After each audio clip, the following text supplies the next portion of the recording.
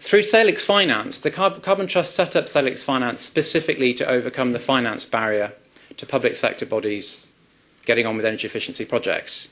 And I guess the most timely piece of news from my presentation is that we now have over 50 million to deliver to the public sector this financial year. 50 million for all public sector bodies can apply. Unlike traditional Salix funding, it's fully funded, so we don't expect match funding from partners for this money. It will be delivered on a loan-by-loan basis, and this is the first time that it's been publicly mentioned in such a way. So it's a first-come, first-served scheme.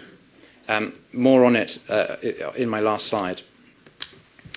For those of you that haven't done carbon management, just let me say, you're welcome to apply for a place. It won't cost you to join. There are many people who have done carbon management. Please do talk to them about what their experience is. It's hard work.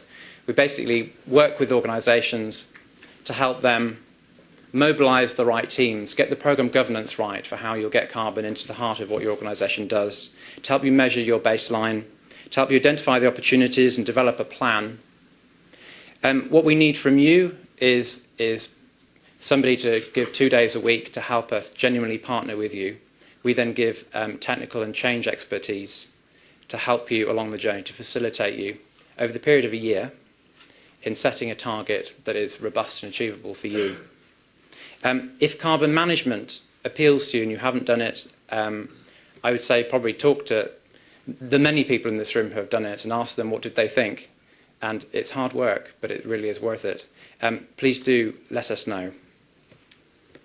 Over 443 public sector bodies across the UK have taken part in carbon management, which has given us a really good insight into what kind of targets are appropriate, what kind of targets will make sense for you, what type of projects might feature within that. As you can see here, over 277 local authorities across the UK have volunteered to go through the blood, sweat and pain, which is carbon management with the Carbon Trust. That's over half of the sector. This is fantastic news. The UK really is showing leadership in the public sector across the UK and internationally. Over half of the university sector, including many universities in this room, have done carbon management. Again, that's over half the sector. That's very impressive. And on the basis of it being a voluntary programme, that's great. 70 NHS trusts. 12 of our 21 big government departments have to date done carbon management, and Moira's own department, DEC, are just starting now. It's worth mentioning that DEC have a G-rated building under their display energy certificate. And they're partially embarrassed about it, but what they are doing, and I'm delighted they're doing, is saying to the Carbon Trust, this isn't good enough. We have a building which we're unhappy with. Please give us support to help us get from a G-rated building to a D-rated building as quickly as possible.